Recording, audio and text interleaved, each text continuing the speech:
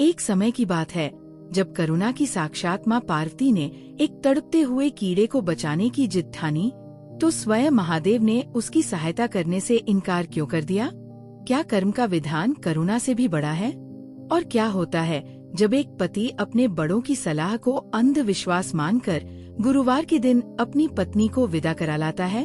हर हर महादेव। आज हम आपको महादेव की लीलाओं के एक ऐसे अद्भुत सफर पर ले चलेंगे जहां हर कथा आपके मन में गहरे सवाल छोड़ जाएगी। हम जानेंगे कि कैसे भोलेनाथ ने एक साधारण ब्राह्मण का वेश धरकर अपने ही आराध्य प्रभु श्री राम की पूरी रसोई खाली कर दी।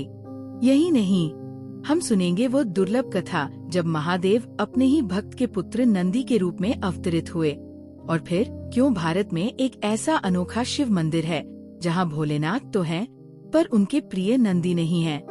और अंत में हम आपको ले चलेंगे वज्रपुरी के उस रहस्यमयी राज्य में जहां एक राजा के अहंकार और अपमान भरे दान से जन्म हुआ एक जीवित सांस लेते हुए पाप पर्वत का। आपसे अनुरोध है, अपनी भागदौड़ भरी जिंदगी से थोड़ा समय निकालकर भगवान की इन अद्भुत और रहस्यमयी लीलाओं को पूरा अवश्य सुनिएगा। ये सिर्फ कहानियां नहीं, बल्कि कर्म और भक्ति के वह रहस्य हैं जो जीवन को देखने का आपका नजरिया बदल सकते हैं। तो चलिए मन को एकाग्र करके आरंभ करते हैं आज की ये दिव्य यात्रा। पर उससे पहले चैनल को सब्सक्राइब करके सत्य सनातन परिवार का हिस्सा अवश्य बने। ओम वंदे उमाप्तिम सुरगुरु वंदे जगत कारणम वंदे पन्नग भूषणम मृगधरन वंदे पशुनापतिम। हे त्रिलोकनाथ भोलेनाथ, आप ही विश्व के मूल कारण हैं। आपका मस्तक गंगा से सुशोभित है, गले में सर्पों का आभूषण है और शरीर भस्म से विभूषित। आपके चरणों की शरण में आकर हम अपने समस्त पाप, भय और कष्टों को त्यागते हैं। आपकी कृपा से ही जीवन में शांति, भक्ति और मोक्ष का मार्ग प्रशस्त होता है। हे माँ पार्वती, आप करुणा और शक्ति की देवी है।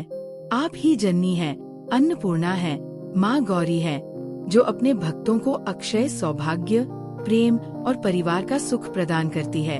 आपकी गोद में बैठा हर भक्त अपने आप को संसार के समस्त दुखों से मुक्त पाता है। और हे नंदी महाराज, आप भगवान शिव के परम भक्त हैं। उनके वाहन ही नहीं, उनके द्वारपाल और दूत भी। हमें भी वैसी ही अखंड भक्ति और समर्पण की भावना दें, जिससे हम भगवान शिव की कृपा पात्र बन सकें। श्री शिवाय नमस्तुभ्यम। प्रिय श्रोताओं, आज का दिन अत्यंत शुभ और कल्याणकारी है, क्योंकि आज है सावन मास के शुक्ल पक्ष की त्रयोदशी तिथि, यानी प्रदोष व्रत, जो त्रयोदशी तिथि की संध्या को भगवान शिव की आराधना के लिए विशेष मुहूर्त माना जाता है। आज प्रदोष व्रत गुरुवार के दिन पड़ा है, जिसे हम कहते हैं गुरु प्रदोष व्रत। गुरु ग्रह ज्ञान, धन, स्वास्थ्य और सौभाग्य का कारक है। इस दिन व्रत और शिव पूजन करने से मानसिक शांति, निर्णय शक्ति, परिवार में प्रेम और रोगों से मुक्ति मिलती है। गुरु प्रदोष व्रत करने वाले व्यक्ति के जीवन से कलह, संदेह और मानसिक अस्थिरता भी समाप्त होती है। कलयुग में जब धर्म दुर्बल होता जा रहा है, अधर्म और मोह से जीवन ग्रसित होता जा रहा है, ऐसे समय में कथा श्रवण ही सबसे सहज साधना बन जाती है। कई श्रद्धालुओं के जीवन में इस व्रत और कथा से चमत्कारिक परिवर्तन भी हुए हैं। जहां असाध्य रोग थे, वहां स्वास्थ्य आया। जहां विघ्न थे, वहां सफलता आई। जहां मन में शंका थी, वहां अब श्रद्धा और विश्वास है। इसलिए प्रिय श्रोताओं, अब आप सभी अपने मन को शांत करें। मन में श्रद्धा का दीप जलाएं। भगवान शिव, माँ पार्वती और नंदी बाबा का ध्यान करें और सुनिए आज की वो शुभ प्रदोष व्रत कथा। यह कथा आपको धर्म, सुख और मोक्ष तीनों ही दे सकती है। तो सभी प्रेम से बोलिए हर हर महादेव। ओम नमो पार्वती पते, हर हर महादेव। और कथा आरंभ करने से पहले उस दुर्लभ संवाद को सुनिए जो आदि और अंत के स्वामी देवाधिदेव महादेव और जगत जननी माँ पार्वती के बीच हुआ था। ये संवाद केवल एक कहानी नहीं, अपितु कर्म, करुणा और सृष्टि के उस अटल विधान का रहस्य उद्घाटन है, जिसे समझकर मनुष्य जीवन के हर दुख और सुख का वास्तविक मर्म जान सकता है। एक समय की बात है जब भगवान शिव और माता पार्वती सृष्टि के कल्याण हेतु पृथ्वी पर भ्रमण कर रहे थे। वे ऊंचे पर्वतों, कल कल करती नदियों और घने वनों से होकर गुजर रहे थे। अपने इस भ्रमण के दौरान वे एक ऐसे निर्जन वन में पहुँचे जहाँ पेड़ों की सघनता के कारण सूर्य का प्रकाश भी धरती तक पहुँचने में संघर्ष कर रहा था। वहाँ एक विशाल शिला के नीचे एक छोटा सा असहाय कीड़ा धूल और कांटों में लिपटा हुआ असहनीय दर्द से तड़प रहा था। उसे देखकर जिनका हृदय ही करुणा का सागर है, उन माँ पार्वती का हृदय द्रवित हो उठा। उन्होंने आश्चर्य और पीड़ा से भरकर अपने स्वामी भगवान शिव से जो प्रश्न पूछा और उस प्रश्न के उत्तर में महादेव ने जो लीला रची, वो अब एक विस्तृत कहानी के माध्यम से आप सभी सुनिए। एक बार की बात है, भगवान शंकर और माता पार्वती जी ने कैलाश के अपने धवल शांत निवास को त्याग कर संसार की लीला को अपनी आंखों से देखने के लिए एक पदयात्रा का निश्चय किया। वे दोनों साथ साथ पृथ्वी के भ्रमण के लिए निकले। उन्होंने कहीं समृद्ध नगरों की चहल पहल देखी, तो कहीं शांत गांव की सरलता। उन्होंने कहीं भक्तों की अटूट आस्था देखी, तो कहीं अज्ञान में डूबे प्राणियों का दुख भी देखा। संसार के अनेक स्थानों पर घूमने के बाद जब वे मध्य भारत के एक घने प्राचीन वन से गुजर रहे थे, तो यात्रा की थकान और पृथ्वी के प्राणियों की पीड़ा को देखकर देवी पार्वती जी कुछ शिथिल हो गयी। उन्होंने भगवान शिव से कहा, हे स्वामी, अब कुछ दूर और चलना संभव नहीं हो पा रहा है। क्या हम कुछ समय के लिए यहाँ विश्राम कर सकते हैं? भगवान शिव, जो अपनी प्रियतमा के मन का हर भाव जानते थे, ने मुस्कुराते हुए विश्राम के लिए हामी भर दी। उन्होंने चारों ओर देखा और एक विशाल प्राचीन बरगद के वृक्ष को विश्राम के लिए चुना। वो वृक्ष मानो स्वयं एक तपस्वी की भांति सदियों से वहाँ खड़ा था, अपनी घनी छाव से हर थके हुए पथिक को आश्रय देने के लिए। वे दोनों उस शीतल छाव में एक शिला पर बैठ गए। थोड़ी ही देर में भगवान शिव अपनी योग निद्रा में लीन होने के लिए करवट बदलकर लेट गए। उनका मुख शांत और निर्विकार था, किंतु माता पार्वती का मातृ हृदय शांत न रह सका। उनकी करुणा में दृष्टि वन की धरती पर रेंगते हुए छोटे छोटे जीवों पर टिक गई। उन्होंने देखा कि काली चींटियों की एक अनुशासित पंक्ति एक अटूट कतार बनाए अपने कार्य में लगी हुई थी। वे भोजन के कण उठाकर अपने बिल की ओर ले जा रही थी। उनका परिश्रम और एकता देखकर माता के मुख पर एक हल्की सी मुस्कान आई, पर तभी उनकी दृष्टि उस कतार के ठीक बीच में पड़े एक असहाय रेंगने वाले कीड़े पर गई। वो एक मांसल लाल वर्ण का कीड़ा था, जो हिलने में भी असमर्थ प्रतीत हो रहा था। चींटियों की वह सेना उस कीड़े को अपना भोजन समझकर उस पर चारों ओर से आक्रमण कर रही थी। हर चींटी अपनी पूरी शक्ति से उसे डंक मार रही थी और उसके शरीर से मांस के छोटे छोटे कण नोच रही थी। वह कीड़ा अपनी रक्षा करने में पूर्णतया असमर्थ था, क्योंकि चींटियों की संख्या हजारों में थी। चींटियों के हर प्रहार से उसका शरीर सिहर उठता था और वह असहनीय पीड़ा से छटपटा रहा था। उसकी कोई चीख नहीं थी, कोई पुकार नहीं थी, बस एक मूक तड़प थी जो उसके कांपते हुए शरीर से व्यक्त हो रही थी।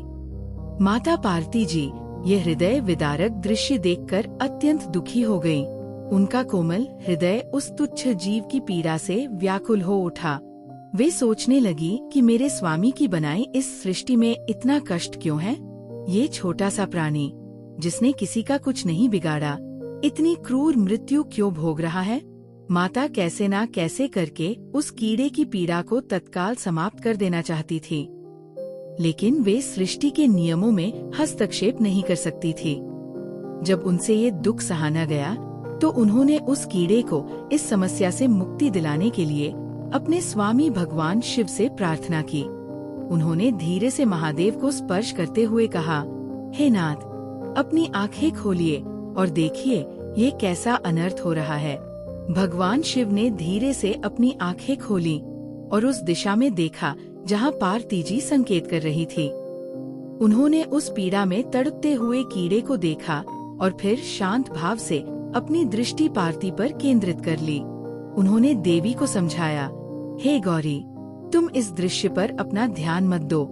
जिसे तुम पीड़ा समझ रही हो, वह इस जीव के लिए केवल उसके कर्मों का फल है।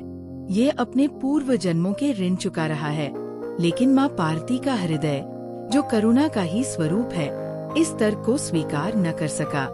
उन्होंने कहा, स्वामी, कर्म का विधान सत्य होगा, किंतु क्या करुणा का धर्म उससे बढ़कर नहीं है? हम यहाँ बैठे हैं और हमारी आंखों के सामने एक जीव इतनी क्रूरता से मारा जा रहा है। ये देखकर मेरा मन व्याकुल है। उन्होंने फिर से भगवान शिव से उस कीड़े की पीड़ा को मिटाने के लिए लगातार प्रार्थना की। भगवान शिव उन्हें बार बार यही समझाते रहे, देवी, इस पर ध्यान मत दो, क्योंकि यह तो अपने कर्मों का फल भोग रहा है। सभी को एक न एक दिन किसी न किसी रूप में अपने कर्मों का फल भोगना ही होता है। यही सृष्टि का अटल नियम है। यदि मैं आज इसके कष्ट को हर लूंगा, तो यह अपने कर्मों के बंधन से मुक्त कैसे होगा? ये सीख कैसे पाएगा? भगवान शिव ने इस समस्या से देवी का ध्यान हटाने के उद्देश्य से कहा, चलो पार्वती, हम यहाँ से किसी दूसरे स्थान पर चलकर विश्राम करते हैं, ताकि तुम्हारा ध्यान इस दृश्य से हट सके। लेकिन माता पार्वती जी ने भी हठ पकड़ लिया था। वे अपने स्थान से नहीं हिली और दृढ़ स्वर में कहने लगी, प्रभु, जब तक इस कीड़े की पीड़ा नहीं मिटेगी, मैं यहाँ से एक पग भी आगे नहीं जाऊंगी। मैं इस जीव को ऐसे मरते हुए नहीं देख सकती। अब भगवान शिव अपनी प्रियतमा की इस हठ के आगे विवश हो गए। वे जानते थे कि पार्वती का ये हठ उनके अहंकार का नहीं, बल्कि उनकी असीम करुणा का प्रतीक है। वे मंद मंद मुस्कुराए और समझ गए कि अब एक नई लीला रचने का समय आ गया है। एक ऐसी लीला जिससे पार्वती के साथ साथ पूरे संसार को कर्म का एक गहन रहस्य समझ आएगा। भगवान शिव बोले, देवी, तुम्हारी इच्छा पूरी होगी। मैं इसका कष्ट दूर कर रहा हूँ। लेकिन मेरे एक वचन को ध्यान में रखना, यदि बाद में ये प्राणी अपनी प्रकृति के अनुसार कोई गड़बड़ करे, तो तुम मुझे दोष मत देना। भोलेनाथ की बात सुनकर देवी पार्वती जी का मुख प्रसन्नता से खिल उठा। वे कहने लगी, ठीक है प्रभु, मैं आपको कोई दोष नहीं दूंगी। पहले आप कृपा करके इसका कष्ट तो मिटाइए। तब भगवान शिव ने अपनी आंखें बंद की और एक क्षण के लिए ध्यान लगाया। उन्होंने अपनी दिव्य शक्तियों का आह्वान किया। देखते ही देखते वो स्थान जहाँ कीड़ा तड़प रहा था, एक चमत्कार का केंद्र बन गया।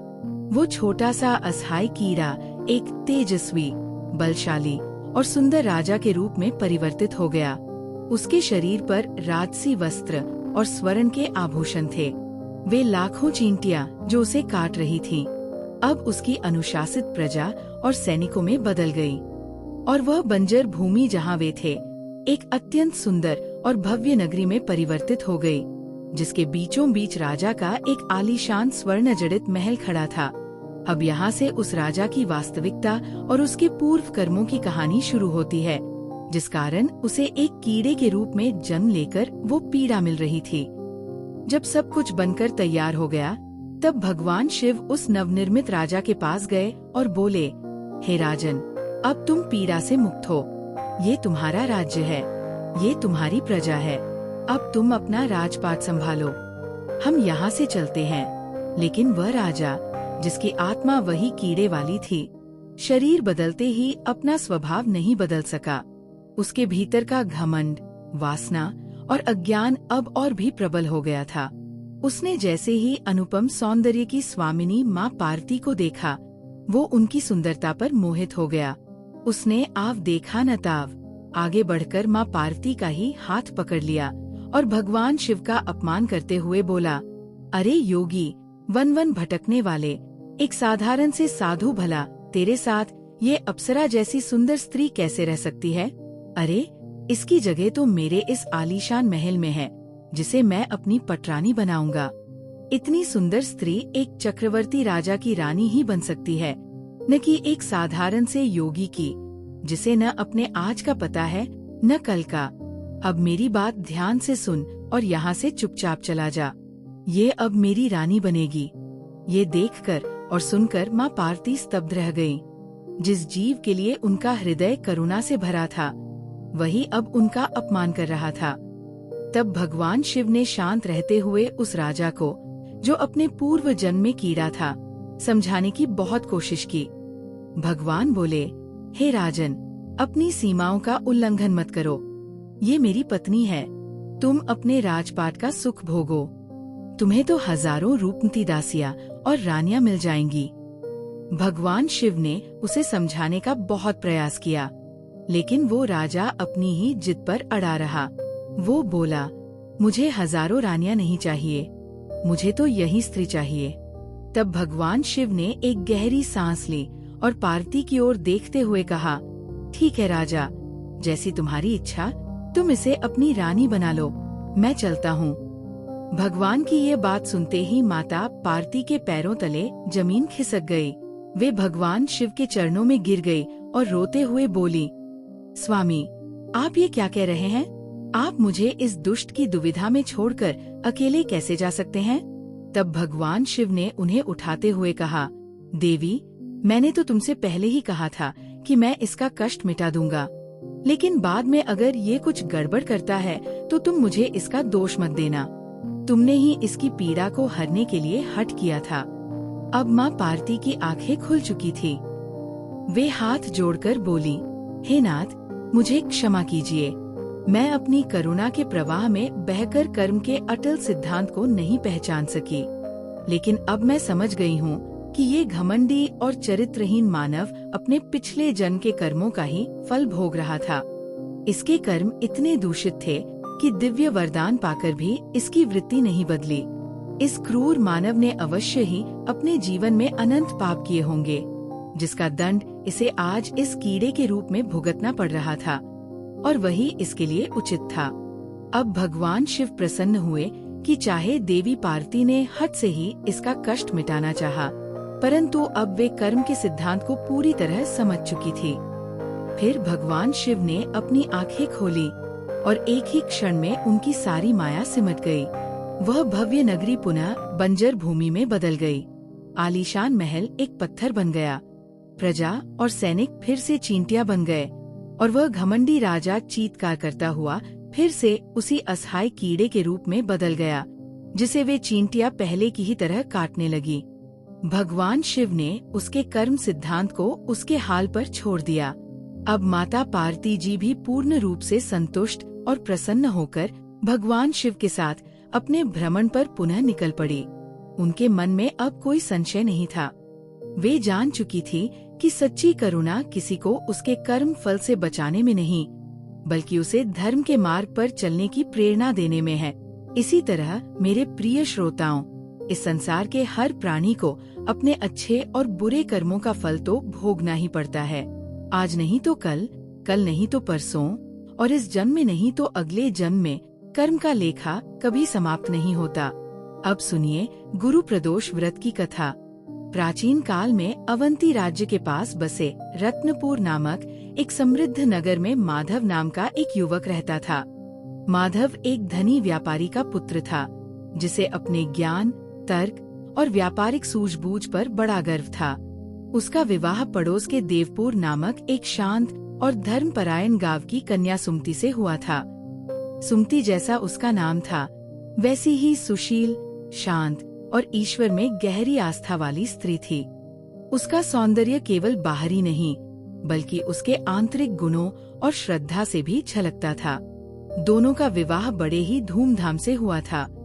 विवाह के कुछ समय बाद जब गौने की पारंपरिक रस्म का समय आया, तो माधव अपनी प्रिय पत्नी सुमति को वापस अपने घर रत्नपुर लाने के लिए उसकी ससुराल देवपुर पहुंचा। ससुराल में उसका खूब आदर सत्कार हुआ। कुछ दिन आनंद पूर्वक बीत गए। माधव, जो अपने व्यापार और कार्यों को लेकर सदैव तत्पर रहता था, ने अपने सास ससुर के समक्ष अपनी इच्छा प्रकट की। उसने अपने ससुर पंडित दीनानाथ, जो गांव के एक सम्मानित ज्ञानी थे, से कहा, पिताजी, अब हमें आज्ञा दीजिए।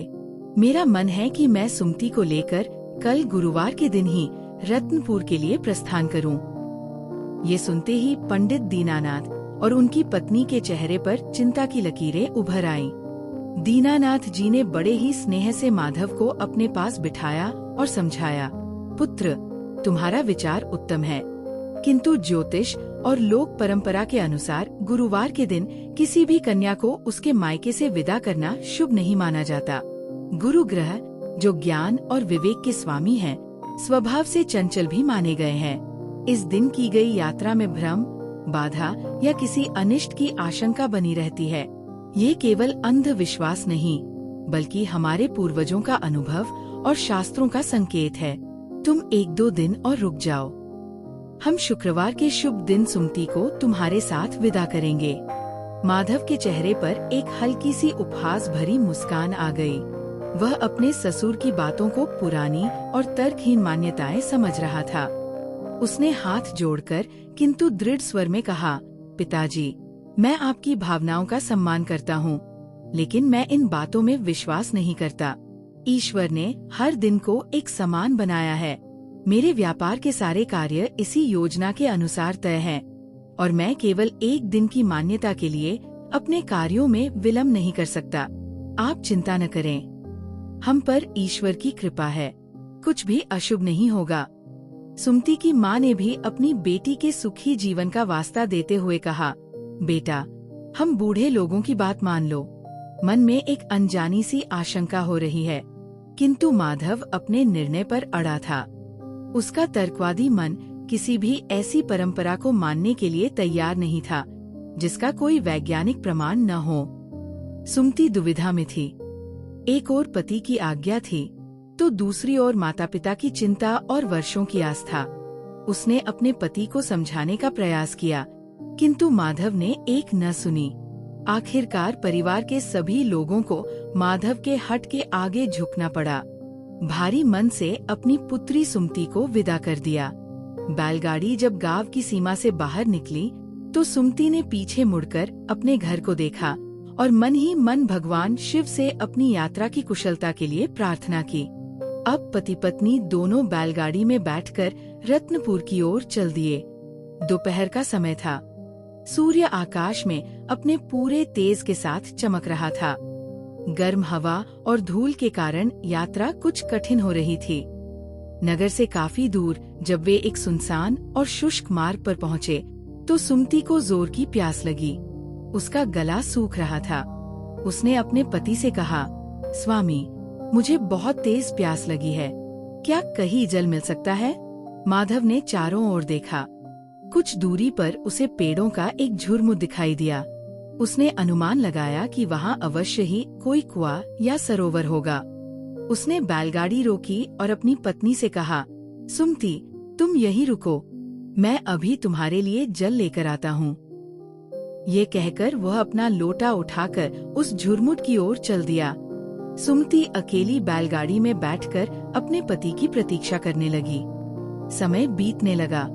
कुछ देर बाद उसने देखा कि माधव दूर से आता हुआ दिखाई दे रहा है। उसके हाथ में जल से भरा लोटा चमक रहा था, किंतु सुमति को कुछ अजीब लगा। माधव जिस दिशा में गया था वह उस दिशा से नहीं बल्कि किसी और दिशा से आ रहा था। उसने सोचा, शायद उन्हें कोई और निकट का जल स्रोत मिल गया होगा। वो पुरुष जो हूबहू माधव जैसा दिख रहा था, मुस्कुराता हुआ उसके पास आया और स्नेह से बोला, प्रिय, देखो मैं तुम्हारे लिए कितना शीतल जल लाया हूँ। मार्ग की गर्मी ने तुम्हें थका दिया होगा। उसने लोटे से सुमति को पानी पिलाया। सुमति ने भी अपने पति को इतनी जल्दी लौटते देख और उनका प्रेम देखकर प्रसन्नता से जल ग्रहण कर लिया।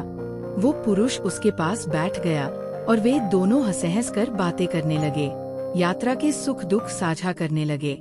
ठीक उसी समय असली माधव, जो दूर वाले कुएं से जल भरकर लौटा था, ने यह दृश्य देखा। उसके पैरों तले जमीन खिसक गई।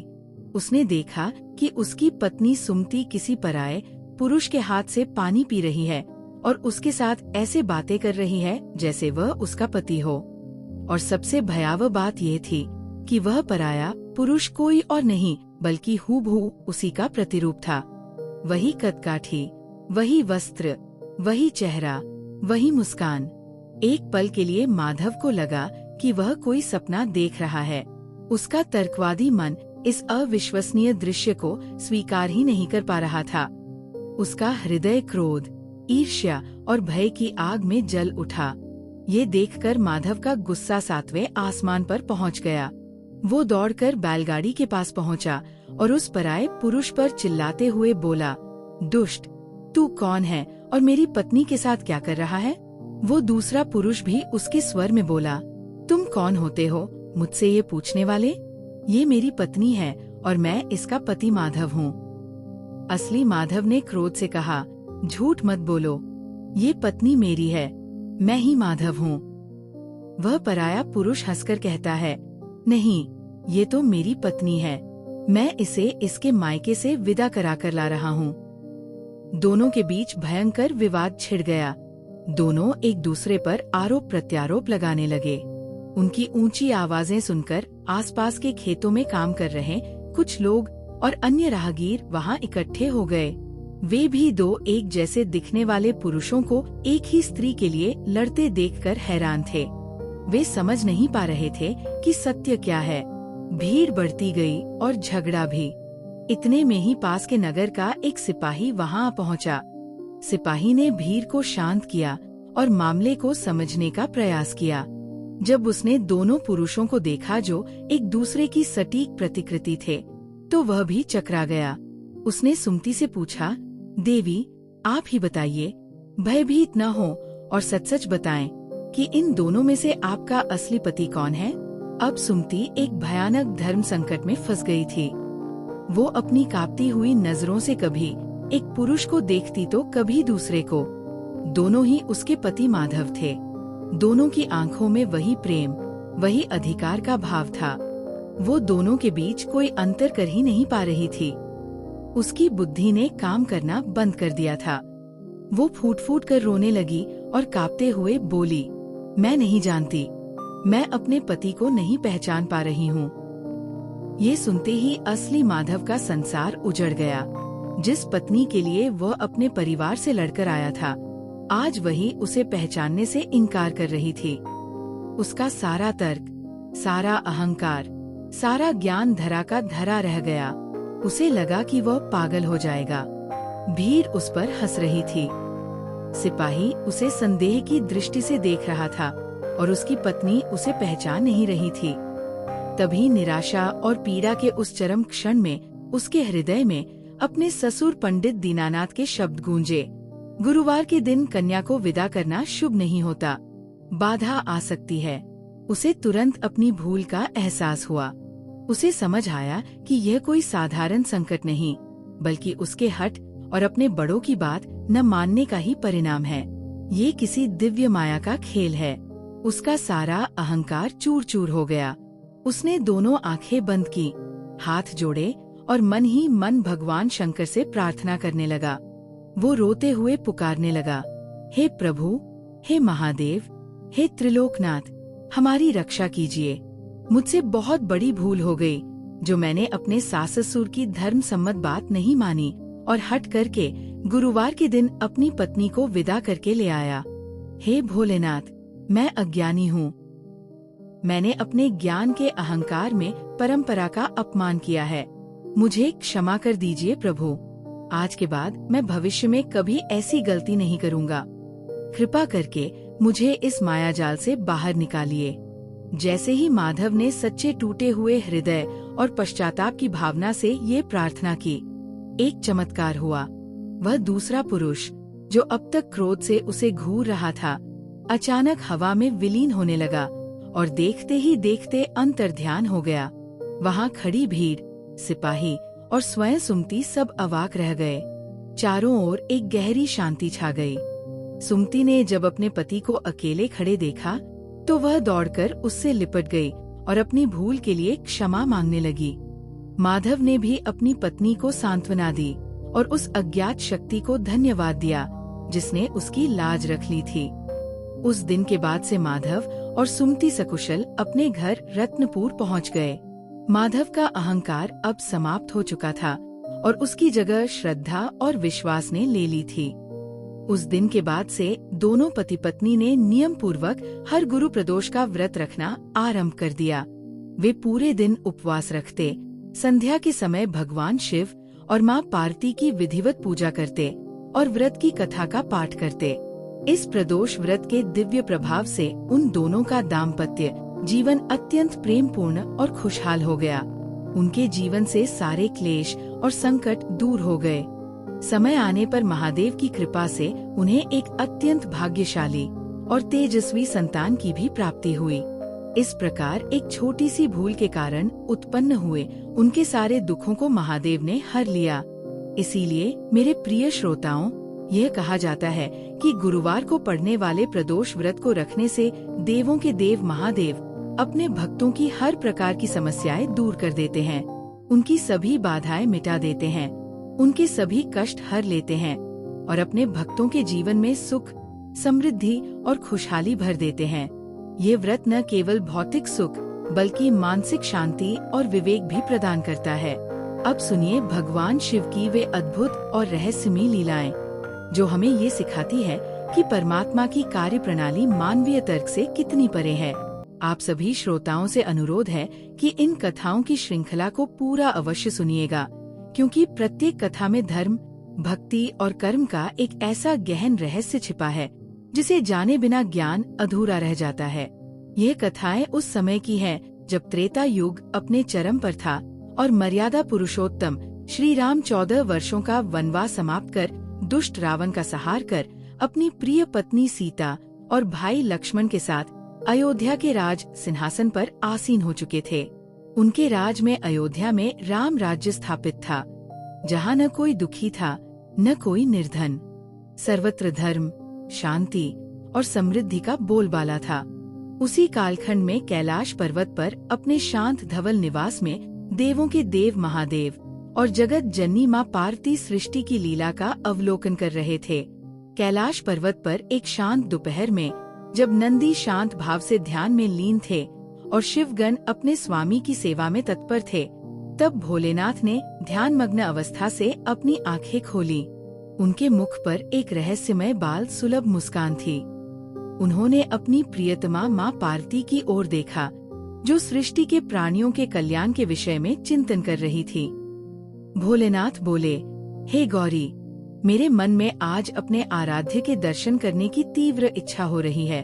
माँ पार्वती ने आश्चर्य से पूछा, स्वामी, आप तो स्वयं देवाधिदेव हैं। संपूर्ण ब्रह्मांड आपके भीतर समाया है।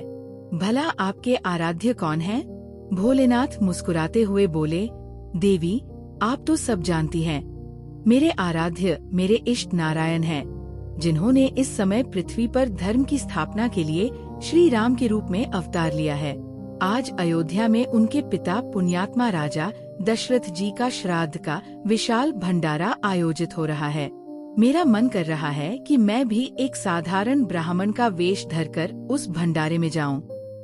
इसी बहाने अपने प्रभु श्री राम के दर्शन भी कर लूंगा और उनके हाथ से प्रसाद भी ग्रहण करूंगा। माँ पार्वती अपने स्वामी की इस बाल सुलभ लीला को समझकर मुस्कुरा दी। वे बोली, हे नाथ, आपकी लीला अपरंपार है, किंतु आप जानते हैं कि आपकी क्षुधा यानी भूख लौकिक नहीं, ब्रह्मांडीय है। क्या अयोध्या के भंडार आपकी क्षुधा को शांत कर पाएंगे? भोलेनाथ ने हंसते हुए कहा, देवी, तुम चिंता मत करो। तुम कैलाश धाम पर ही रहो और हमारे लिए स्वादिष्ट भोजन बनाओ। मैं बस अपने राम के दर्शन कर शीघ्र ही लौटता हूँ। माँ पार्वती ने अपने स्वामी की बात मान ली और वे कैलाश के दिव्य रसोई घर की ओर चली गयीं। इधर भोलेनाथ ने अपनी योगमाया से एक वृद्ध, तेजस्वी किंतु साधारण ब्राह्मण का रूप धारण किया। उनके बाल जटाओं के समान थे, शरीर पर भस्म की जगह चंदन का लेप था और हाथ में एक छोटा सा कमंडल था। वे अपनी दिव्य गति से क्षण भर में अयोध्या पहुंच गए। अयोध्या नगरी उत्सव में डूबी हुई थी। राजमहल के विशाल प्रांगण में हजारों ब्राह्मणों के लिए भोज का आयोजन किया गया था। स्वयं राजा राम अपने भाइयों भरत, लक्ष्मण और शत्रुघ्न के साथ नंगे पैर ब्राह्मणों को भोजन परोस रहे थे। माता सीता, उर्मिला, मांडवी और श्रुतकीर्ति सभी राजवधुएं अन्न परोसने की सेवा में लगी हुई थी। वातावरण वैदिक मंत्रों और घी पकवानों की सुगंध से महक रहा था। भोलेनाथ चुपचाप उस ब्राह्मणों की विशाल पंक्ति में एक कोने में बैठ गए और भंडारा ग्रहण करने लगे। माता जानकी ने बड़े ही प्रेम और आदर के साथ सभी ब्राह्मणों को पेट भरकर भोजन कराया। खीर, पूरी, मिष्ठान, अनेकों प्रकार के व्यंजन परोसे गए। जब सभी ब्राह्मण तृप्त होकर राजा राम को आशीर्वाद देते हुए उठकर चले गए, तब भी भोलेनाथ अपने आसन पर बैठे रहे। माता जानकी ने लक्ष्मण की धर्मपत्नी उर्मिला से पूछा, उर्मिला, क्या सभी ब्राह्मणों ने भोजन कर लिया? कोई शेष तो नहीं रहा? उर्मिला ने चारों ओर देखकर कहा, दीदी, सभी ब्राह्मण तो तृप्त होकर चले गए हैं, लेकिन एक वृद्ध बाबा अभी भी बैठे हुए हैं। माता जानकी ने उस तेजस्वी ब्राह्मण को देखा और बोली, अच्छा, कोई बात नहीं, वे संभवतः अधिक भूखे होंगे या यात्रा से थक गए होंगे। इन्हें और अच्छे से भोजन करा दो। हमारे आंगन से कोई भी अतिथि भूखा नहीं जाना चाहिए। तब माता जानकी उर्मिला सहित अपनी अन्य सखियों के साथ भोलेनाथ को और अधिक भोजन परोसने लगी। वे प्रेम से पूरियां रखती और भोलेनाथ पलक झपकते ही उन्हें खा जाते। वे खीर का कटोरा भरती और वह क्षण भर में खाली हो जाता। भोलेनाथ भोजन करते ही गए, खाते ही गए, लेकिन ऐसा प्रतीत हो रहा था जैसे उनकी भूख और भी बढ़ती जा रही है। उनकी क्षुधा शांत ही नहीं हो रही थी। देखते ही देखते माता जानकी की रसोई में पकाया हुआ सारा भोजन समाप्त हो गया। अन्न के बड़े बड़े भंडार खाली होने लगे, लेकिन भोलेनाथ तो अपने आसन से उठे ही नहीं। अब राज परिवार में चिंता व्याप्त हो गई। माता सीता जल का एक स्वर्ण लोटा लेकर भोलेनाथ के पास गई और विनम्रता से बोली, बाबा, कृपा करके ये जल ग्रहण कर लीजिए। तब भोलेनाथ ने मुख उठाकर कहा, देवी, जब आधा भोजन कर लूंगा तभी जल ग्रहण करूंगा। ये सुनकर तो माता सीता के होश उड़ गए। वे सोचने लगी, हे ईश्वर, इनका तो अभी आधा भोजन भी नहीं हुआ है और यहाँ राजमहल की सारी रसोई खाली हो चुकी है। उन्होंने तुरंत और अन्न भंडार खुलवाए और उन ब्राह्मण देवता को भरपेट भोजन कराने का प्रयास जारी रखा, लेकिन भोलेनाथ तो रुकने का नाम ही नहीं ले रहे थे।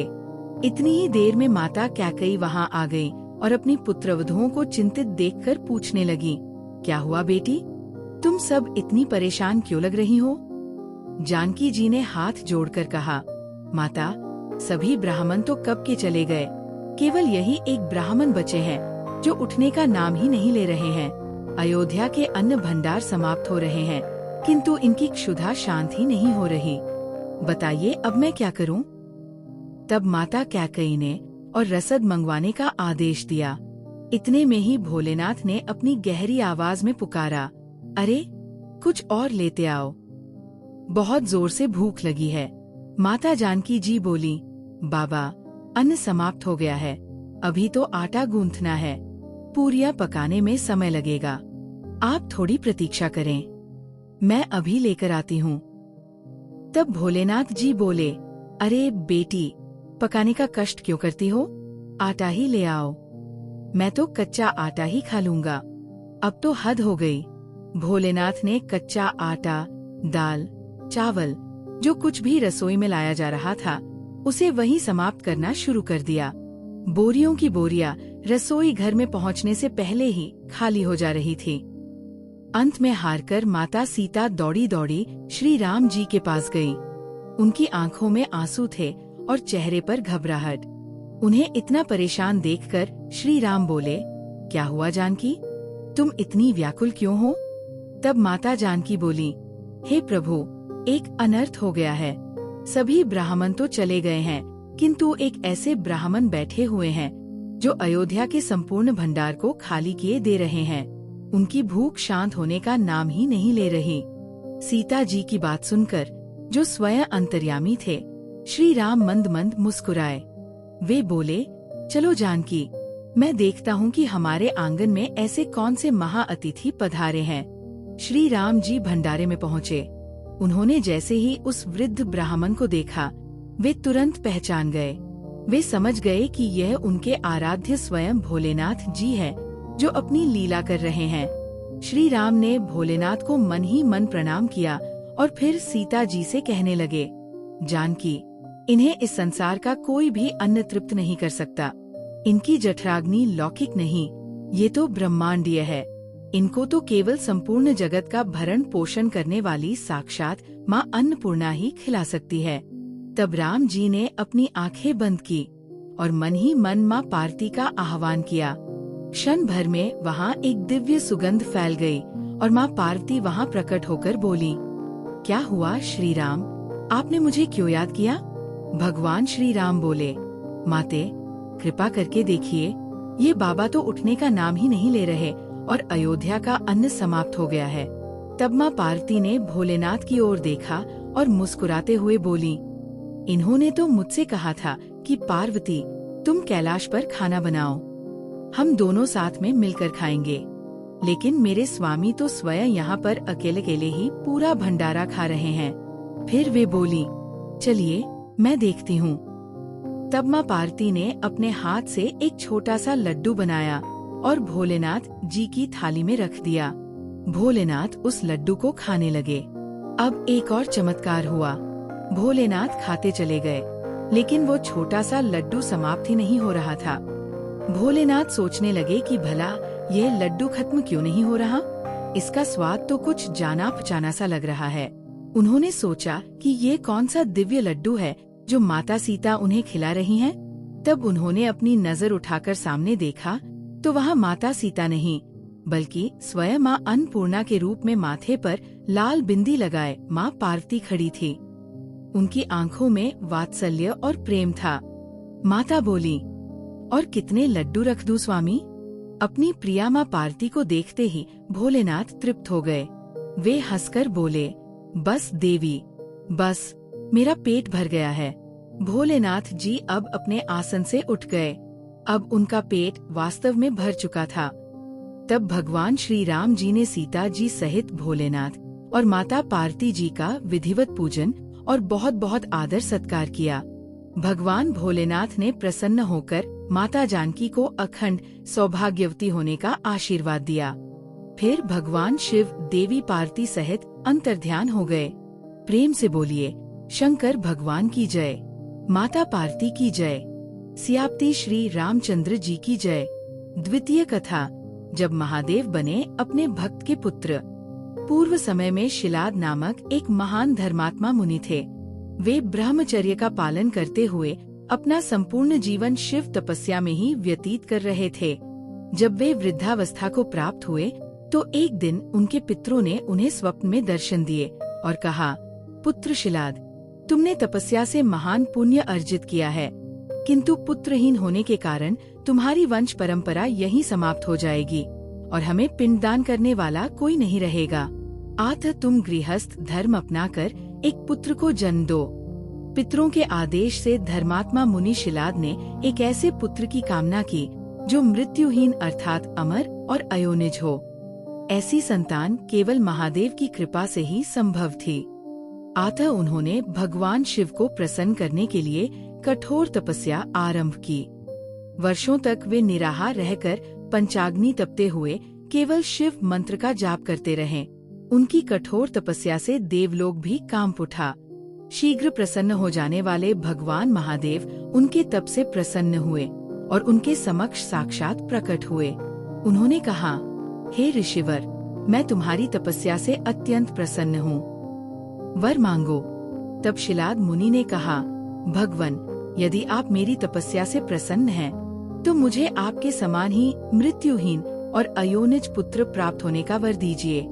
तब भगवान शिव ने कहा, हे तपोधन विप्र, हालांकि मैं संपूर्ण जगत का पिता हूँ, फिर भी मैं तुम्हारी तपस्या से प्रसन्न होकर कहता हूँ कि मैं स्वयं तुम्हारे अयोनिज पुत्र के रूप में अवतार लूंगा और उस अवतार में मेरा नाम नंदी होगा। ऐसा कहकर भगवान शिव अंतर्ध्यान हो गए। कुछ समय बाद यज्ञ करने वाले ऋषियों में श्रेष्ठ शिलाद मुनि जब यज्ञ करने के लिए यज्ञ भूमि को जोत रहे थे, तो उसी समय उनके मस्तक से गिरे पसीने की एक बूंद श्वेत बिंदु धरती पर पड़ी। उस बूंद के धरती से स्पर्श करते ही वहाँ एक चमत्कार हुआ। धरती से एक बालक उत्पन्न हुआ। वो बालक सूर्य के समान प्रभावशाली 3 नेत्रों वाला, जटा मुकुटधारी, त्रिशूल आदि से युक्त तथा चतुर्भुज रुद्र के रूप में दिखाई दिया। उसे देखते ही शिलाद मुनि को बड़ी प्रसन्नता हुई और वे समझ गए कि स्वयं महादेव ने उनके पुत्र के रूप में जन्म लिया है। वे उस बालक को अपनी कुटिया में ले गए, जहाँ जाकर बालक ने एक साधारण मनुष्य का रूप धारण कर लिया। मुनि अब बड़े ही प्यार से उसका पालन पोषण करने लगे। उन्होंने उसके सभी संस्कार करवाकर उसका नाम रखा नंदी। वो बालक इतना प्रखर था कि 5 वर्ष की आयु तक ही उसने सभी वेदों और शास्त्रों का ज्ञान प्राप्त कर लिया। जब नंदी 7 वर्ष का हुआ तो एक दिन आश्रम में 2 दिव्य मुनि पधारे। उनमें से एक का नाम था मित्र और दूसरे का नाम था वरुण। उन्होंने मुनि शिलाद को बताया कि हे ऋषिवर, आपका पुत्र सर्वगुण संपन्न है, किंतु इसकी आयु मात्र 1 वर्ष ही शेष है। ये बात सुनकर शिलाद मुनि शोक के सागर में डूब गए। नंदी ने जब अपने पिता को इतना चिंतित देखा तो उसने उन्हें ढाढ़स बंधाया। उसने आत्मविश्वास के साथ अपने पिता से कहा, पिताश्री, आप चिंतित मत होइए। जिसने मुझे ये जीवन दिया है वही इसकी रक्षा भी करेगा। यमराज मेरा कुछ नहीं बिगाड़ पाएगा, क्योंकि शिव तो कालों के भी काल महाकाल है। मैं भगवान शिव की आराधना करूंगा और उनके प्रभाव से मृत्यु पर भी विजय प्राप्त करूंगा। ऐसा कहकर नंदी वन में चले गए और भगवान शिव को प्रसन्न करने के लिए कठिन तपस्या में लीन हो गए। उन्होंने 3 नेत्र, 10 भुजा और 5 मुख वाले भगवान सदाशिव का ध्यान लगाया और निरंतर रुद्र मंत्र का जाप किया। उनकी बाल तपस्या से प्रसन्न होकर भगवान शिव और माँ पार्वती उनके समक्ष प्रकट हुए। उन्होंने नंदी से कहा, वत्स, उन दोनों विप्रों को मैंने ही तुम्हारी परीक्षा लेने भेजा था। तुम्हें भला मृत्यु का भय कहाँ? तुम तो मेरे ही अंश हो, मेरे ही समान हो। तुम अजर, अमर, दुख रहित और अक्षय होकर मेरे गणों के अध्यक्ष गणनायक बनोगे। तुम में मेरे ही समान बल होगा और तुम सदा मेरे पार्श्व भाग में यानी मेरे समीप स्थित रहोगे। मेरी कृपा से जन्म, जरा और मृत्यु जैसे कोई भी विकार तुम्हारे शरीर का स्पर्श भी नहीं कर पाएंगे। ऐसा कहकर दयालु भगवान शिव ने अपने गले की दिव्य कमल माला उतारकर नंदी के गले में डाल दी। उस माला के स्पर्श मात्र से ही नंदी 3 नेत्रों और 10 भुजाओं वाले दिव्य स्वरूप में आ गए। फिर भगवान शिव ने स्वयं उनका अपने गणाध्यक्ष के पद पर अभिषेक किया। साथ ही ये वरदान भी दिया कि जब भी भगवान शंकर की कोई प्रतिमा स्थापित की जाएगी तो उसके सम्मुख नंदी का होना अनिवार्य होगा, वरना वह प्रतिमा अधूरी मानी जाएगी। अब आप ध्यान देंगे तो पाएंगे कि भगवान शंकर के हर मंदिर में शिव प्रतिमा के ठीक सम्मुख नंदी महाराज शांत भाव से बैठे रहते हैं। उनकी दोनों आँखें निरंतर अपने स्वामी भगवान शिव की प्रतिमा पर ही लगी रहती है। कहा जाता है कि नंदी के नैनों में भगवान शिव बसते हैं। नंदी के दोनों सींग विवेक और बुद्धि के आधार माने गए हैं, जो ये सिखाते हैं कि बुद्धि का इस्तेमाल सदैव विवेक के साथ करना चाहिए। ये तो सभी जानते हैं कि नंदी महाराज के बिना भगवान शिव का मंदिर पूर्ण नहीं होता, लेकिन हमारे देश में एक ऐसा भी अद्भुत मंदिर है जहाँ नंदी महाराज के बगैर ही भगवान शिव का मंदिर बना हुआ है। ये मंदिर भारत के नासिक में पवित्र गोदावरी नदी के तट पर स्थित है, जिसे कपालेश्वर महादेव मंदिर कहते हैं। इस मंदिर में भगवान शिव की प्रतिमा तो है, लेकिन उनके वाहन और प्रियगण नंदी यहाँ पर उपस्थित नहीं है। इसके पीछे एक पौराणिक कथा प्रचलित है। कथा के अनुसार एक बार ब्रह्मलोक में सृष्टिकर्ता ब्रह्मा जी के 5 मुख थे। उनके 4 मुख तो वेदों का पाठ और ईश्वर का गुणगान किया करते थे, लेकिन उनका 5वां मुख सदैव अहंकार में चूर रहता था और वेदों की निंदा और बुराई किया करता था। जब उसका अहंकार बहुत बढ़ गया तो धर्म की रक्षा के लिए भगवान शिव ने अपने रौद्र भैरव रूप में ब्रह्मा जी के उस 5वें मुख को काट दिया। हालांकि ये कृत्य धर्म की रक्षा के लिए था, फिर भी शिव जी पर ब्रह्मा हत्या का दोष लग गया। इस दोष के कारण ब्रह्मा जी का कटा हुआ सिर अर्थात कपाल भगवान शिव के हाथ से चिपक गया। इस दोष से मुक्ति पाने के लिए भगवान शिव ब्रह्मांड में इधर उधर भटकने लगे। एक बार वो भटकते हुए सोमेश्वर पहुँचे। वहाँ उन्हें एक गाय के बछड़े ने, जो स्वयं नंदी जी का ही रूप थे, बताया कि गोदावरी नदी के तट पर स्थित पवित्र रामकुंड में स्नान करने से ब्रह्मा हत्या के दोष से मुक्त हुआ जा सकता है। तब भगवान शिव ने उस बछड़े के कहे अनुसार रामकुंड में स्नान किया और इस प्रकार उन पर लगा ब्रह्मा हत्या का पाप दूर हो गया और कपाल उनके हाथ से अलग हो गया। उस समय भगवान शिव ने उस बछड़े को अपना गुरु मान लिया, क्योंकि उसने उन्हें दोष मुक्ति का मार्ग दिखाया था और वह बछड़ा कोई और नहीं, स्वयं नंदी महाराज थे। यही कारण है कि जब उस स्थान पर कपालेश्वर महादेव अर्थात वे ईश्वर जिनका कपाल दोष मुक्त हुआ, मंदिर का निर्माण हुआ, तो भगवान शिव ने उस मंदिर में नंदी महाराज को अपने सम्मुख बैठने से मना कर दिया, क्योंकि वे उन्हें अपना गुरु मान चुके थे और गुरु का स्थान शिष्य के सामने नहीं बल्कि श्रेष्ठ होता है। यही कारण है कि नासिक के कपालेश्वर मंदिर में भगवान शिव की प्रतिमा तो है, लेकिन नंदी महाराज वहाँ स्थापित नहीं है।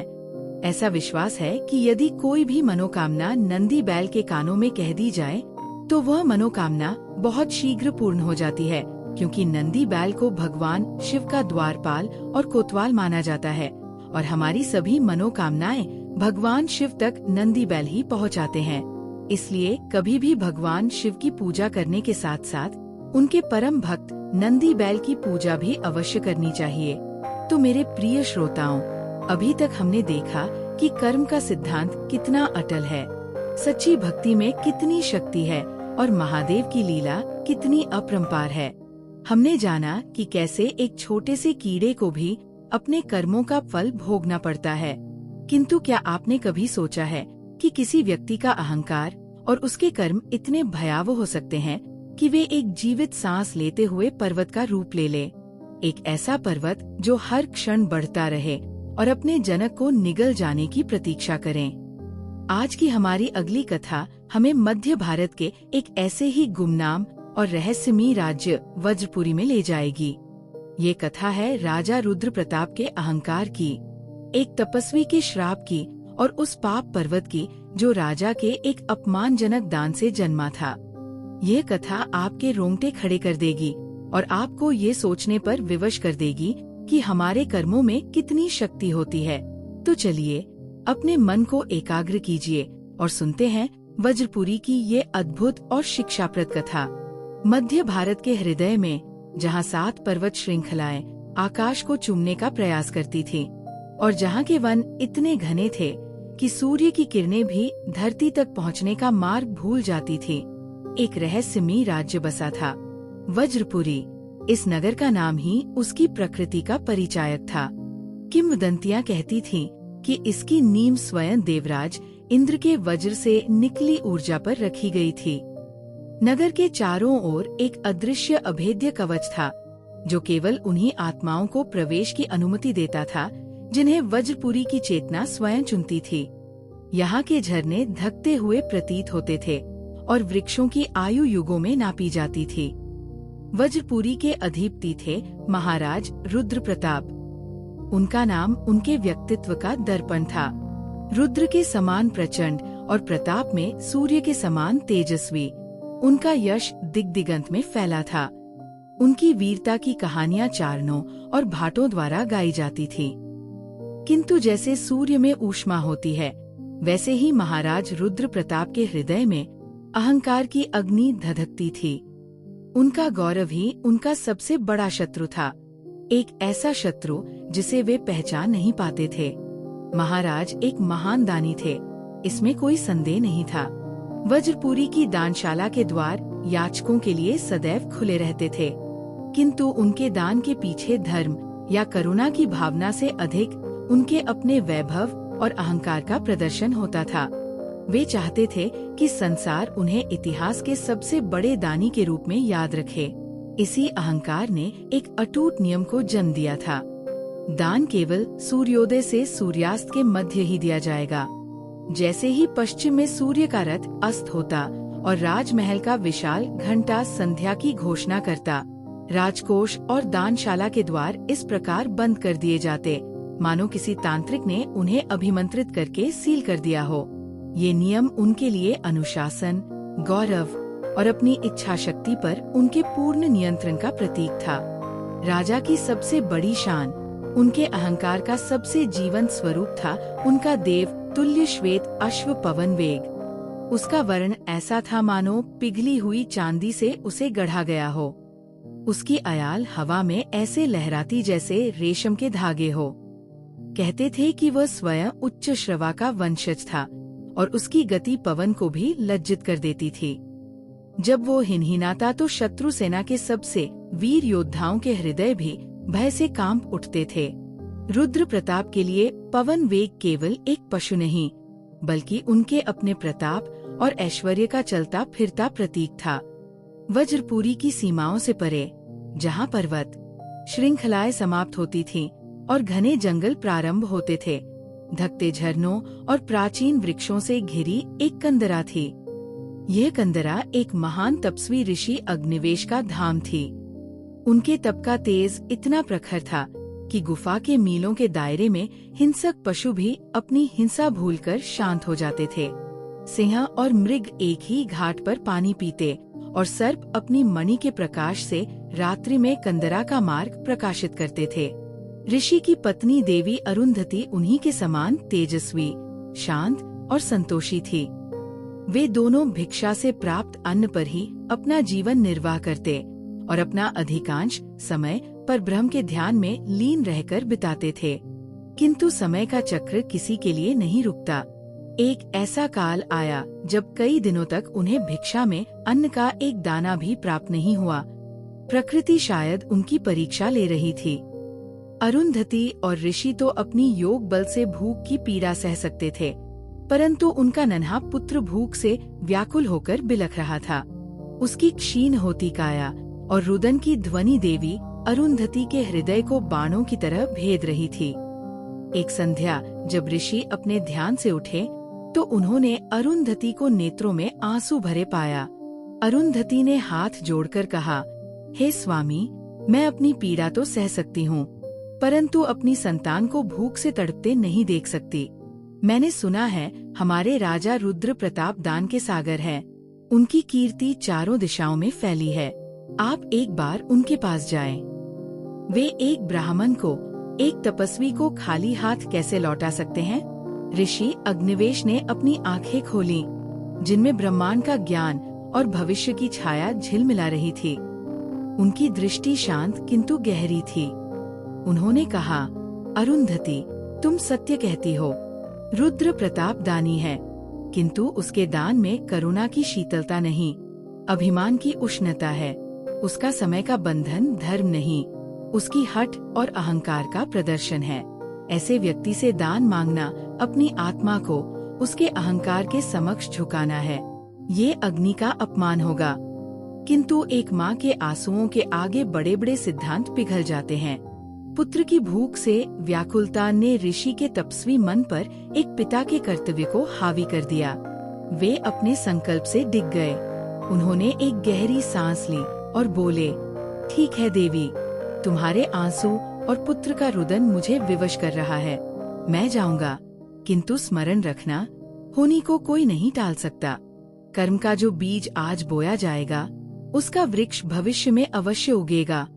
ये कहकर वे अपनी कंदरा से निकलकर वज्रपुरी के दुर्गम मार्ग पर चल पड़े। ऋषि अग्निवेश कोई साधारण मनुष्य नहीं थे। उन्होंने अपने योग बल का प्रयोग किया। जहाँ साधारण मनुष्य को महीनों लगते, उन्होंने वह दूरी कुछ ही घंटों में तय कर ली। वे पर्वतों को ऐसे लांग रहे थे मानो वे छोटी छोटी चट्टानें हों और नदियाँ उनके लिए मार्ग बना रही थी। किंतु नियति का खेल कुछ और ही था। जब तक ऋषि वज्रपुरी के भव्य द्वार तक पहुँचे, तब तक पश्चिम का आकाश किसी युद्ध भूमि में बिखरे रक्त के समान लाल हो चुका था। राजमहल के विशालकाय कांस्य घंटे ने एक गंभीर और अंतिम ध्वनि के साथ सूर्यास्त की घोषणा कर दी थी। दानशाला के भारी द्वार एक गड़गड़ाहट के साथ बंद हो चुके थे। राजा रुद्र प्रताप उस समय अपने प्रिय अश्व पवन वेग की पीठ थपथपाकर अस्तबल से लौट रहे थे। उनका हृदय गर्व से भरा था। तभी उनके समक्ष ऋषि अग्निवेश प्रकट हुए। उनके वस्त्र धूल धूसरित थे।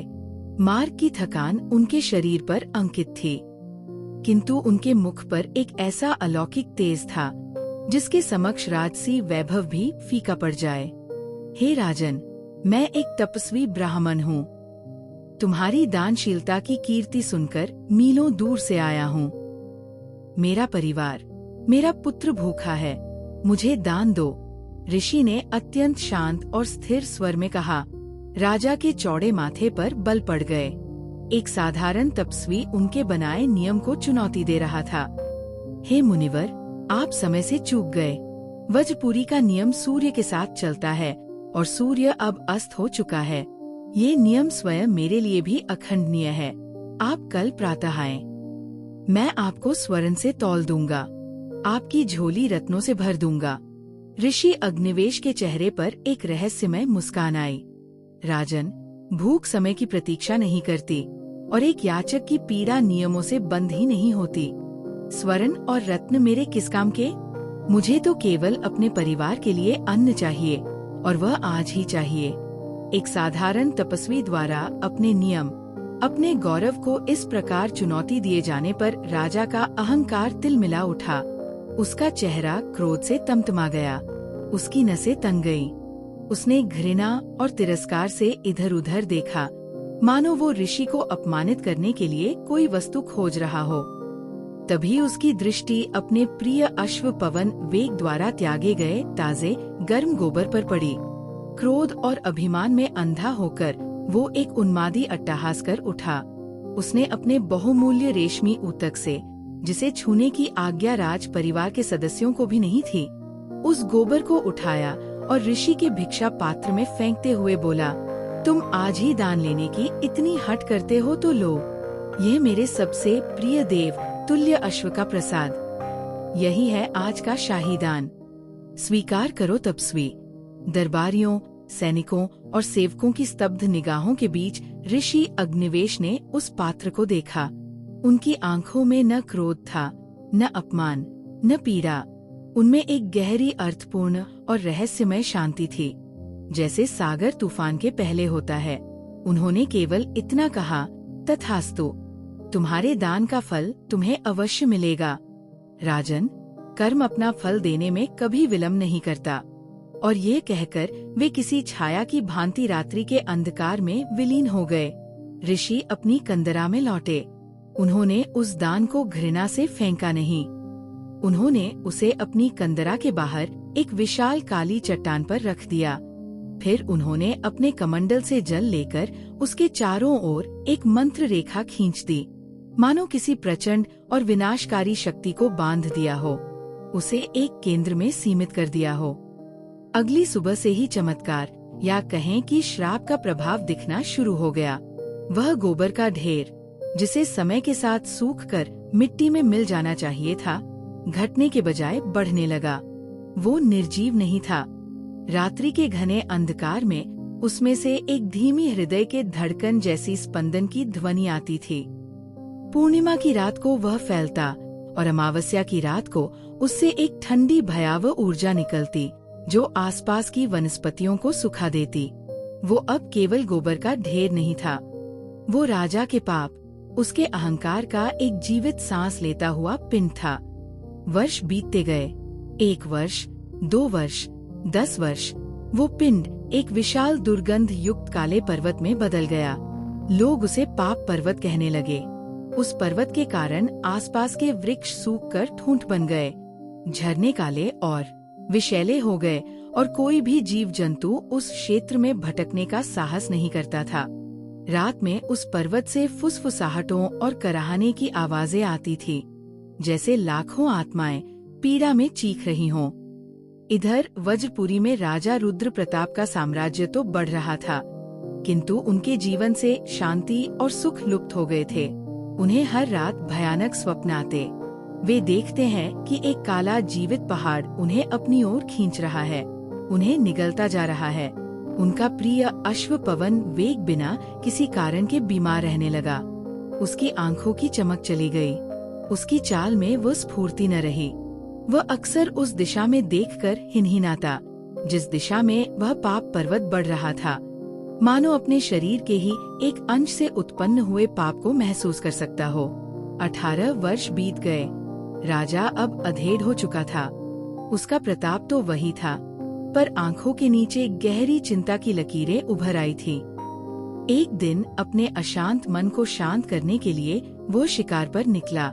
घने जंगल में उसे एक अद्भुत चांदी की तरह चमकता हुआ श्वेत मृग दिखाई दिया। उसका शरीर चांदनी से बना प्रतीत होता था और उसकी आंखें नीलम की तरह चमकती थी। राजा उस मायावी मृग पर मोहित हो गया। वह अपने जीवन में ऐसा अद्भुत जीव पहले कभी नहीं देखा था। वो अपने अहंकार और शिकारी प्रवृत्ति के वशीभूत होकर उसका पीछा करने लगा।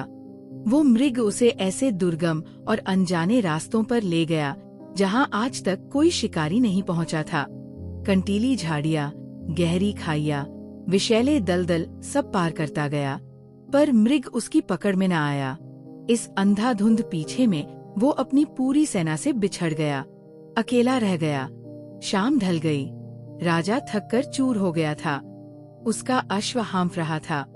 तभी वो श्वेत मृग एक उजाड़ और भयावह स्थान पर आकर रुका और जैसे आया था वैसे ही हवा में विलीन हो गया। राजा ने जब चारों ओर देखा तो उसके रोंगटे खड़े हो गए। उसके सामने वही पाप पर्वत खड़ा था जो 18 वर्षों से उसके स्वप्नों में आता था।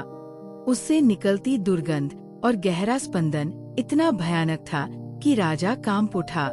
पास ही उसे वही कंदरा दिखी जिसके बाहर वही वृद्ध तपस्वी बैठे थे जो 18 वर्षों में एक दिन भी वृद्ध नहीं हुए थे। उनकी छवि पिछले 18 वर्षों से राजा के अवचेतन में किसी शूल की तरह चुभी हुई थी। राजा ने कांपते हुए घोड़े से उतरकर ऋषि अग्निवेश से पूछा, हे तपस्वी, ये भयानक और जीवित पर्वत क्या है? ये कौन सी माया है? ऋषि ने अपनी आंखें खोली। उनकी दृष्टि में न क्रोध था न दया, केवल एक भेदक सत्य था। उन्होंने कहा, इसे पहचानते नहीं राजन, ये तुम्हारा ही दान है जो तुम्हारे अहंकार के अमृत से सिंचित होकर इन 18 वर्षों में पला बढ़ा है। ये तुम्हारे कर्म का जीवित स्वरूप है। अब यह परिपक्व हो चुका है और अपना फल देने को तैयार है। अब इसे तुम्हें ही भोगना होगा। ये सुनते ही राजा रुद्र प्रताप के पैरों तले से धरती खिसक गई। उसका सारा प्रताप, सारा अहंकार एक क्षण में पिघल गया।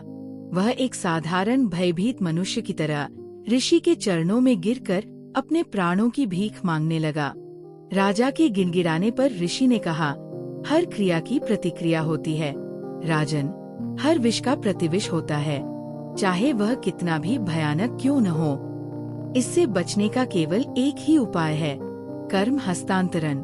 तुम्हें अपने इस पाप को, जो अब इस पर्वत के रूप में घनीभूत हो चुका है, दूसरों में बांटना होगा। पर ये कैसे संभव है मुनिवर? ऋषि की आंखें कठोर हो गईं। तुम्हें ऐसा कोई अधर्म करना होगा जिससे तुम्हारे राज्य की प्रजा, जो आज तुम्हारा गुणगान करती है, तुमसे घृणा करने लगे। उनकी हर गाली, हर निंदा, हर धिक्कार तुम्हारे इस पाप पर्वत का एक हिस्सा अपने ऊपर ले लेगी और उसे नष्ट कर देगी। परंतु वे मेरी निंदा क्यों करेंगे? मैं उनका प्रिय राजा हूँ। राजा ने अविश्वास से कहा, तुम्हारे कुलगुरु, जो तुम्हारे पिता के समान हैं, उनकी एक अविवाहित देव कन्या के समान सुंदर पुत्री है रोहिणी। तुम उसे बलपूर्वक अपहरण करके अपने महल में ले आओ। जब पूरा राज्य एक राजा को अपने गुरु की पुत्री पर अत्याचार करते देखेगा, तो घृणा की अग्नि स्वयं ही धधक उठेगी। राजा के लिए यह कल्पना भी असहनीय थी। अपने पूज्य गुरु की पुत्री का हरण, ये पाप तो उसे नरक में भी स्थान नहीं दिलाएगा, पर मृत्यु और उस जीवित स्पंदन करते पाप पर्वत को भोगने का भय इससे कहीं बड़ा था। कांपते हुए अपनी आत्मा को धिक्कारते हुए उसने ये भयानक अनुष्ठान करने का निश्चय किया। राजा ने वही किया। उसने अपनी ही प्रजा के सामने अपनी प्रतिष्ठा और सम्मान को मिट्टी में मिला दिया। वज्रपुरी में हाहाकार मच गया। लोग उसे अधर्मी, पापी, गुरुद्रोही कहकर धिक्कारने लगे। जिस मुख से उसकी प्रशंसा होती थी, उसी मुख से अब गालियां निकल रही थी। राज्य विद्रोह की कगार पर आ गया और उधर कंदरा के बाहर वह भयानक चमत्कार हो रहा था। वज्रपुरी में उठी हर गाली की लहर पाप पर्वत से टकराती और उसका एक टुकड़ा टूटकर धुएं में बदल जाता। हर निंदा के साथ उसकी दुर्गंध कम होती। कुछ ही सप्ताहों में वो विशाल पर्वत एक छोटे से ढेर में सिमट गया। जब राजा वापस ऋषि के पास गया तो वो ढेर उतना ही बचा था जितना उसने 18 वर्ष पूर्व दान में दिया था। अब यह शेष पाप तुम्हारा है राजन। ऋषि ने कहा, ये कोई और नहीं भोग सकता, ये तुम्हारे कर्म का मूल है। राजा ने अंतिम प्रयास में पूछा, कोई तो होगा जिसने मेरी निंदा न की हो, कोई तो पुण्य आत्मा होगा जो मेरे इस पाप का भागी बन सके। ऋषि ने उसे हिमालय की एक गुप्त गुफा में रहने वाले एक महायोगी के बारे में बताया, जो किसी के कर्म में हस्तक्षेप नहीं करते, जो केवल साक्षी है। राजा की यह यात्रा किसी तीर्थ यात्रा से कम नहीं थी। उसने अपने राजसी वस्त्र त्याग दिए। नंगे पैर एक साधारण भिक्षु की तरह वह उन बर्फीले पर्वतों की ओर चल पड़ा। उसके पैर पत्थरों से लहूलुहान हो गए। ठंडी हवा उसके शरीर को काट रही थी, पर शारीरिक पीड़ा उसके मन की पीड़ा के सामने कुछ भी नहीं थी। महीनों की कठिन प्राण पोषक यात्रा के बाद वह उस गुप्त गुफा तक पहुंचा। वहां एक महायोगी सहस्राब्दियों से समाधि में लीन थे। राजा उनके चरणों में गिर पड़ा और अपनी पूरी कहानी सुनाकर उनसे अपनी निंदा करने की प्रार्थना की, ताकि उसके पाप का अंतिम अंश भी मिट जाए। योगी ने केवल अपनी आंखें खोली, जिनमें ब्रह्मांड की शांति थी, और शांत स्वर में कहा, हे मनुष्य, मैं प्रकृति के न्याय में हस्तक्षेप नहीं करता। जो बीज तुमने बोया है उसका फल तुम्हें ही काटना होगा। जो तुम्हारा है वह तुम्हारा ही रहेगा। जाओ, अपना कर्म भोगो। ये अंतिम उत्तर था। आशा की अंतिम किरण भी बुझ चुकी थी। राजा समझ गया कि अब उसे कोई नहीं बचा सकता। वो वापस ऋषि अग्निवेश के पास लौटा। उसके चेहरे पर अब भय नहीं, बल्कि एक अजीब सी शांति थी। स्वीकृति का भाव था। उसने ऋषि से कहा, मुझे मेरे अंतिम भाग्य के लिए तैयार करें। हे मुनिवर, उस रात प्रकृति ने अपना रौद्र रूप दिखाया। वज्रपुरी पर ऐसा प्रलयंकारी तूफान आया जैसा किसी ने कभी नहीं देखा था। आकाश काला पड़ गया और सहस्रों बिजलियां एक साथ कड़क रही थी, मानो देवता अपना क्रोध प्रकट कर रहे हों। राजा अपने महल के सबसे ऊंचे शिखर पर पद्मासन में बैठकर ध्यान में लीन था। तभी आकाश को चीरती हुई एक प्रचंड बिजली, जो किसी साधारण बिजली की तरह नहीं बल्कि स्वयं इंद्र के वज्र की तरह लग रही थी, सीधे उस शिखर पर गिरी जहां राजा बैठा था। एक क्षण में उसका नश्वर शरीर भस्म हो गया। राख का एक कण भी नहीं बचा, और उसी क्षण उसकी आत्मा एक छोटे काले घृणित गोबर के कीड़े में अवतरित हुई। ये उसकी अंतिम और सबसे कठिन तपस्या थी। राजा रुद्र प्रताप, जो कभी अपने ऐश्वर्य पर गर्व करता था, अब एक ऐसा जीव था जिसे देखकर भी घृणा आती थी। कई वर्षों तक जो मनुष्यों के लिए युगों के समान थे, वह कीट चुपचाप दिन रात उस घृणित ढेर को खाता रहा। यह उसकी लंबी मौन और पीड़ादायक तपस्या थी। हर कण जिसे वह खाता, वह उसके अपने ही अहंकार, अपने ही पाप का अंश था। उसे हर क्षण अपने उस अपमानजनक दान का स्वाद चखना पड़ता था। ये एक ऐसा प्रायश्चित था जिसमें कोई साक्षी नहीं था, कोई प्रशंसा नहीं थी, केवल मौन पीड़ा और कर्म का भोग था। और फिर एक दिन जब सदियां बीत चुकी थी, उस कीट ने उस पाप का अंतिम कण खाकर समाप्त किया। जिस क्षण वो ढेर पूरी तरह समाप्त हुआ, उस कीट के क्षुद्र शरीर से एक तीव्र सूर्य के समान श्वेत प्रकाश निकला। उसका भौतिक शरीर वही धूल में मिल गया और राजा रुद्र प्रताप की आत्मा एक शुद्ध दिव्य प्रकाशमान स्वरूप में प्रकट हुई। अहंकार का अंधकार पूरी तरह छट चुका था और कर्म का ऋण उतर चुका था। वह दिव्य आत्मा एक क्षण के लिए रुकी। उसने ऋषि अग्निवेश को प्रणाम किया और फिर स्वर्ग की ओर चली गई, ये शाश्वत सत्य स्थापित करते हुए कि कर्म का चक्र कितना भी जटिल और भयावह क्यों न हो, अंततः प्रायश्चित और मुक्ति का मार्ग अवश्य दिखाता है। हर हर महादेव। तो ये थी महादेव की कुछ अद्भुत और शिक्षाप्रद लीलाएं। इन कथाओं ने हमें सिखाया कि कर्म का सिद्धांत कितना अटल है। बड़ों की सलाह का अनादर करने का क्या परिणाम हो सकता है? सच्ची भक्ति में कितनी शक्ति है और अहंकार का अंत कैसे होता है? चाहे वह राजा रुद्र प्रताप का पाप पर्वत हो या माधव का अहंकार, भोलेनाथ की लीला हर किसी को सही मार्ग दिखा ही देती है। आपको इन दिव्य कथाओं में से किस कथा ने सबसे अधिक सोचने पर विवश किया? क्या आपको नंदी महाराज के जन्म की कथा ने छुआ, या कपालेश्वर मंदिर के रहस्य ने आपको चकित किया, या फिर राजा रुद्र प्रताप के कर्म फल की कहानी ने आपके रोंगटे खड़े कर दिए? अपने विचार हमें नीचे कमेंट्स में जरूर बताइएगा। यदि आपको हमारी ये प्रस्तुति पसंद आई हो तो इस वीडियो को लाइक करें, अपने मित्रों और परिवार के साथ शेयर करें और ऐसी ही अद्भुत सनातन कथाओं के लिए सब्सक्राइब करना बिल्कुल न भूलें। मिलते हैं बहुत जल्द एक नई दिव्य कथा के साथ।